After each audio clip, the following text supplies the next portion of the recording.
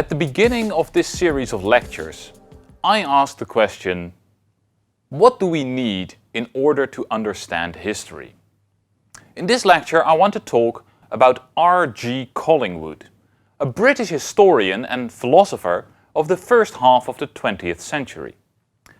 We will see that his answer to the question is, in a sense, a variation on Hegel's, as well as a variation on the ideas of the hermeneuticist Dilthey, who we will meet in a later lecture. But, to begin with, Collingwood makes an assertion that might make the entire question about understanding history seem useless. For Collingwood insists that history doesn't exist.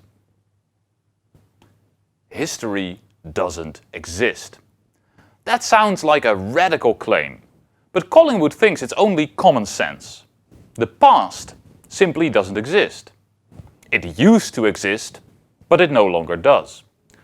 Julius Caesar doesn't exist anymore, nor does your own childhood or the moment when I was making this film. The past doesn't exist, the future doesn't exist, the only thing that's real is the present. Alright, maybe that is common sense. But if only the present is real, then what is it that the historian is studying? Well, obviously, he is studying the only thing that he could be studying, the present. Whether it is archives, or archaeological objects, or ancient texts, or even books by other historians, the historian is always investigating things in the present.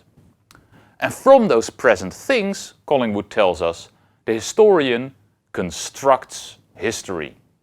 He studies texts and inscriptions and pottery and buildings and so on, and in that way he creates an idea of, say, the Roman Empire under Augustus.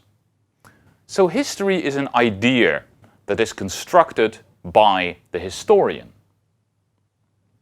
Now, of course, the historian does not construct this idea in a random way or by using his imagination.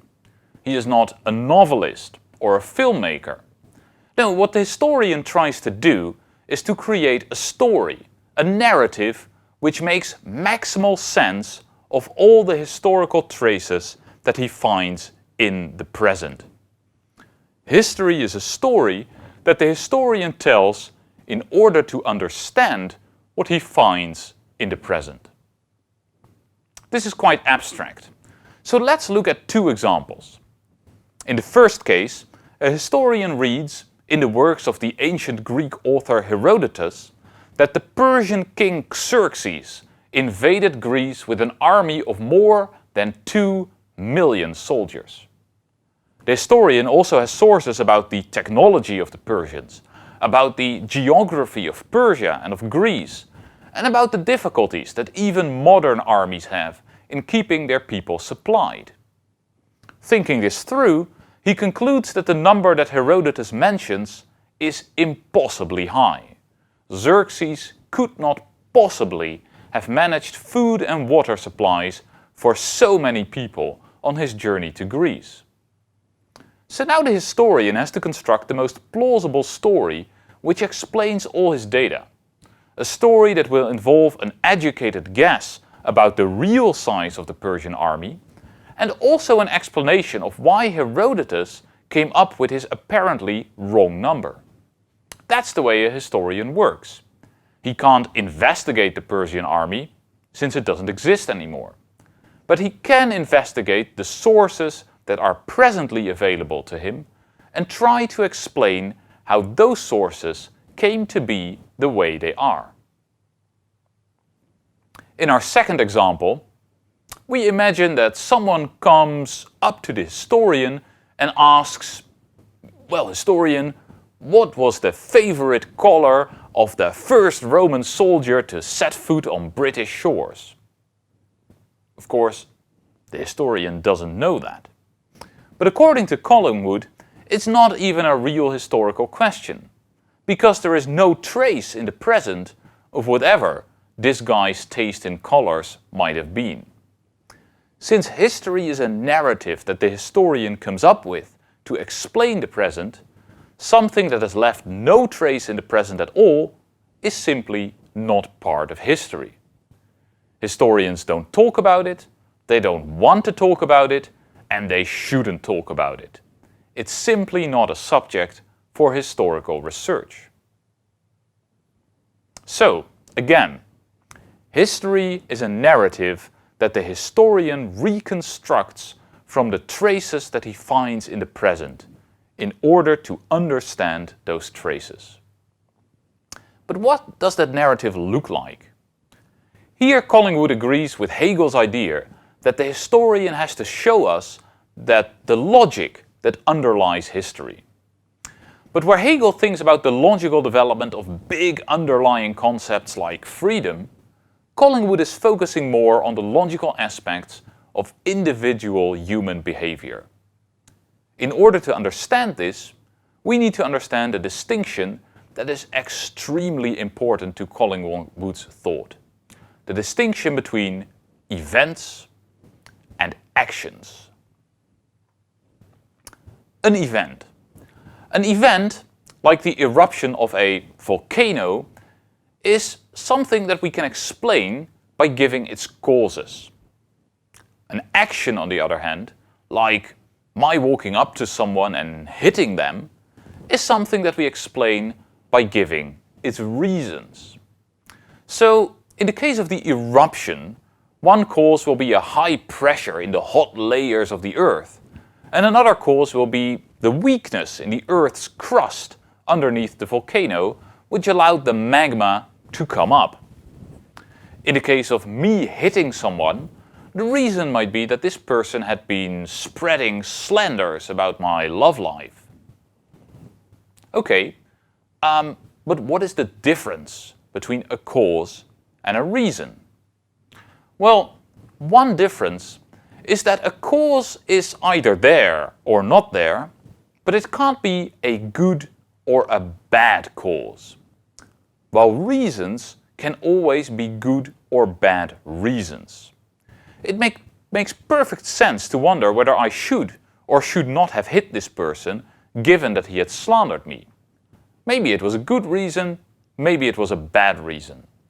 But it makes no sense to wonder whether the volcano should have erupted, given the pressure and the weakness of the crust.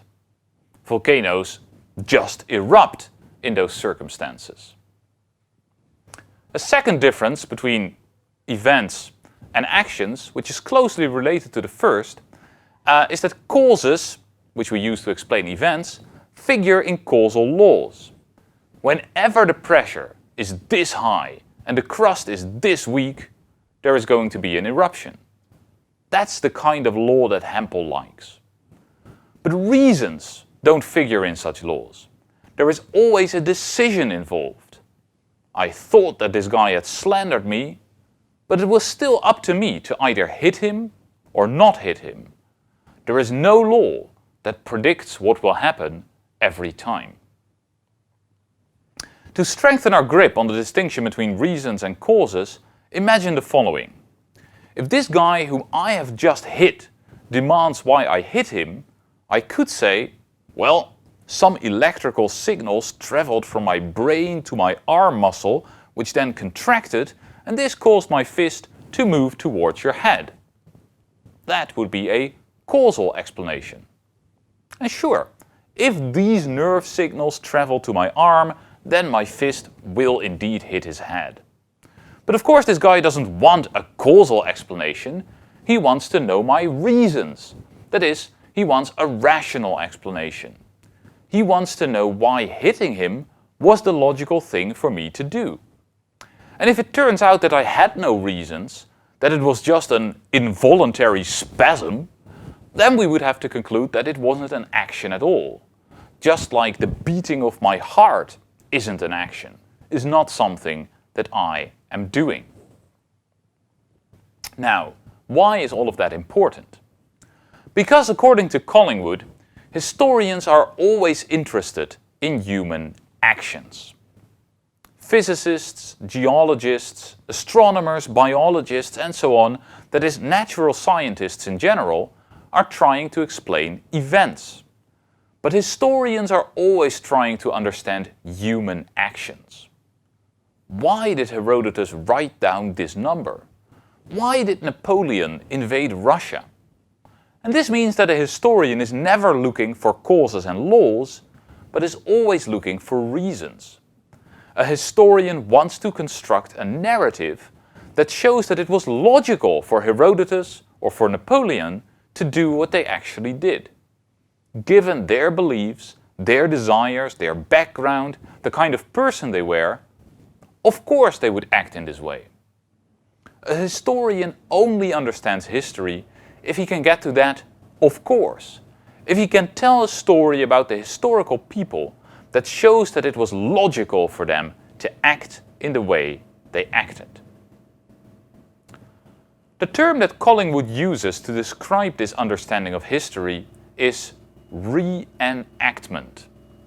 This means to place yourself in the shoes of the historical person in such a way that you can recreate their thought processes in your own mind, and can thus grasp how they came to the conclusions that they did. If you can do that, then you understand why they acted as they did, and only then do you understand history. So, whereas Hempel thought that history worked just like the natural sciences, and thus needed to use causal laws, Collingwood makes a sharp distinction between the natural sciences, which explain events using causes, and history, which explains actions using reasons. Historical explanations don't use laws. They involve the historian thinking like the person he is investigating, going through their thought processes and understanding why it was logical for that person at that time to think and act as they did.